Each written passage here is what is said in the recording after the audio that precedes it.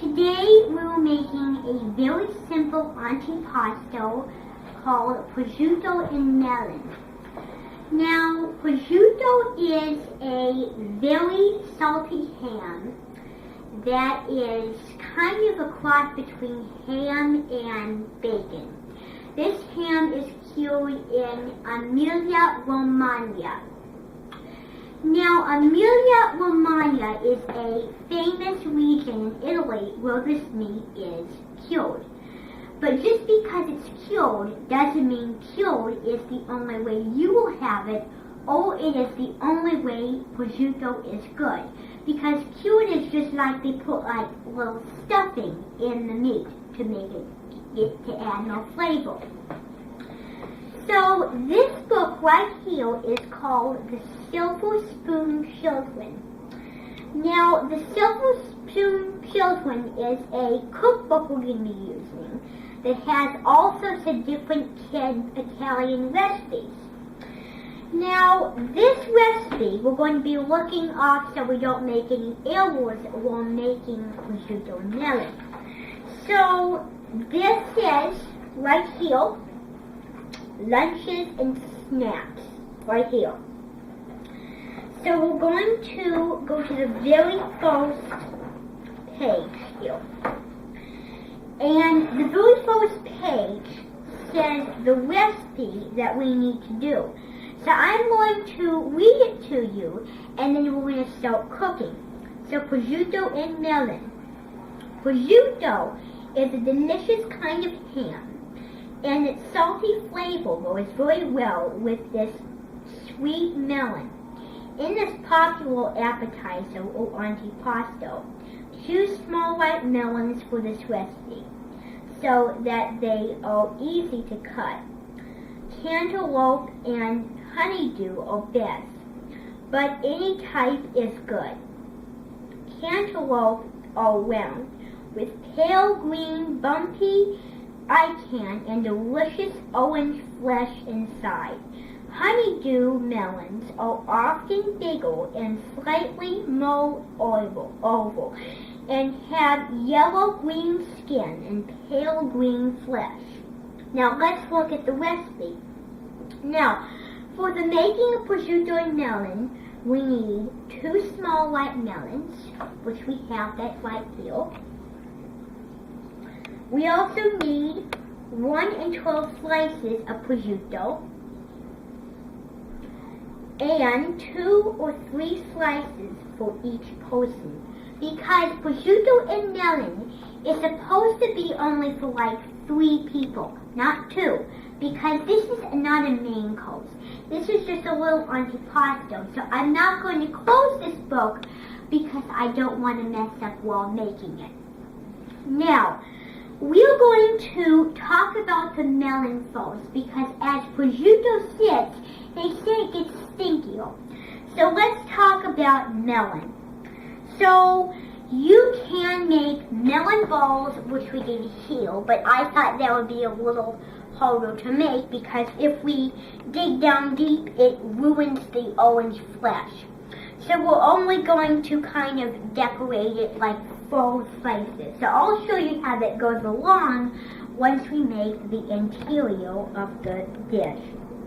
So, to cut a melon, you need to know this, because otherwise your melon will not be the way you intend, or will not be the way it will look in this book here. So we're going to cut down the middle, and don't try to press on it. Just kind of go gently. So you might have to move some because it might come out all toast. So then cut maybe like 1 more slice here. That was too small, but it'll be alright. So we have 4 slices. We really don't need much melon because in this book it only has like 3 slices. We don't need very much. So we're going to put our melon on this bowl here. Then we're going to bring over our other bowl And we're going to cut again. Now, as I said in the last video, you should always get fruits or vegetables in season. Because first of all, they won't taste good. This smells a little, the season's over. It's like always fall now. But the most important thing is you really want a nice, juicy, soft melon, because then it'll be easier for you to cut. Now, melon is a vegetable that grows in the fields in the food mill. And it is famous, and the way they serve it is in a soup, actually. Because in the food mill, they make a very classic dish called soupa all'inglese. Soupa all'inglese means soup with chopped up melon on top. Because a lot of their soups are really spicy. Because they put sriracha, they put all different kinds of hot peppers. So what they're trying to do, that's not a very good slice, so I'm going to just get rid of that.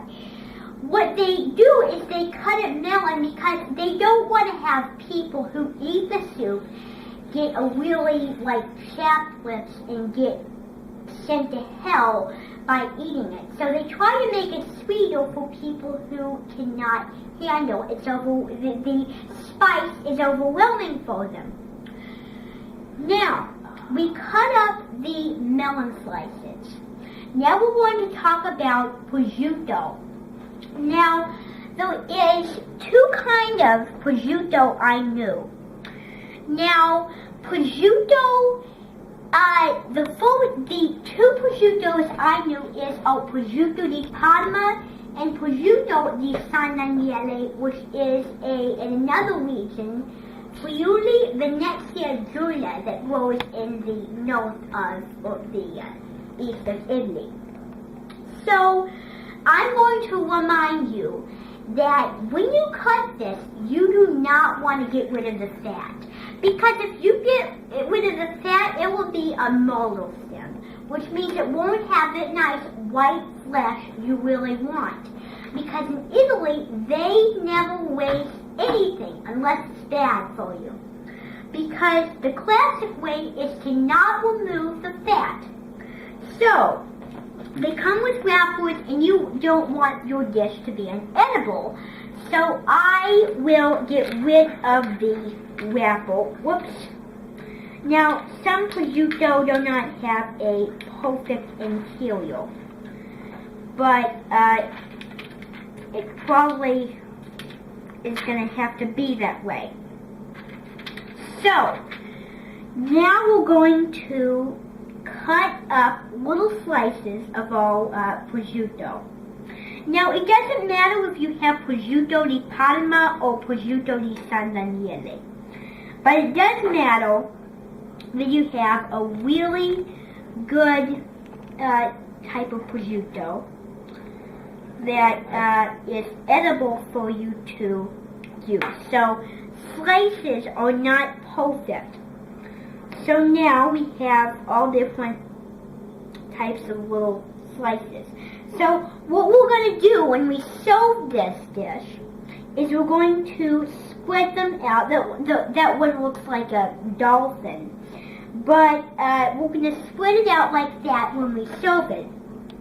Then we're going to do the same thing. Now we might not use all this prosciutto because, as you can see, this bowl is not big enough. So we want to just kind of do this one a little neater. I hope this one may be a little better. Yeah, that's more neat. So then we're going to put the prosciutto on the bowl. It really doesn't matter what kind of prosciutto you use. Now just cut. Now, it doesn't matter how you cut, it just matters how you taste. It might not be the neatest. But yeah, it's going to have to be classic looking. So there. Then I think we might have room for like one more prosciutto slice here. Then I might want to get rid of this one because that is, well, I might want to just keep it because I'm making a beautiful presentation for this. So now we're going to put the prosciutto on the bowl and cut even slices. And it looks to me like I'm not a master cutter. I was going to do a sashimi cut. Now a sashimi cut means you're cutting very thin. Now that's what they do in Japan. I was seeing an episode of Andrew Zimmerman's Preserved Foods, and he was going to Seoul, South Korea, and he was having poison fish, not puffer fish, but very thin cut poison fish. And he said right before he ate it, if anyone calls me, if something happens, just in case something happens, will someone please call my family? And they cut it really thin, that like they don't want people to get sick. Believe me, if I was there, I'd probably freak out and run away from that food.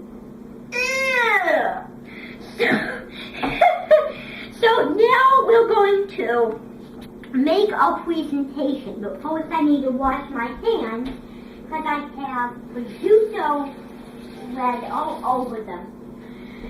Now, if you want to be a little more exotic, you don't make slices. But here, as you can see, they made slices. But if you want to give the lily, you put honey on it and then have a beautiful presentation. Because savory and sweet really makes a really good dish combination. So this is how we're going to do it. So we're going to make like a little bed. So what we're going to do is we're going to take one of these prosciutto slices and put it on the plate. Then we're going to do the same thing with this one. And then just keep layering until you have a nice even prosciutto slice here. So then put the prosciutto. Now I think sashimi slices are really beautiful because believe me, if you go to Seoul, South Korea or any place in Asia, you will always see sashimi cut, most popular in Japan. So now we're going to just continue layering our plate with slices. Now if you're not the neatest, it's okay. It's not like a royal command, but you really have to be neat about this. Then, after you have all your slices on your plate, this is what you're going to do. You're going to take your melon slices and set them on top of the prosciutto. So make a very bad. Now this is a really good trick if your slices are not that neat. So I am going to try to block all the spots that are not the best, not perfectionist cut. So we're going to still make a little bed. Now it says in the book that cantaloupe and honeydew are best for this. But I'm going to remind you that any melon is fine. I wish I had more melons. Then, last of all, we're going to decorate our melon balls around the plate, around the exterior of the plate. Now, this kind of looks like a false coast, and yeah, it can be kind of crowded. But the important thing about it is it has to look beautiful and it has to taste good. That's where you want to go. So, this is your prosciutto and melon plate. And until I see you again on Ever Cody, see you next time.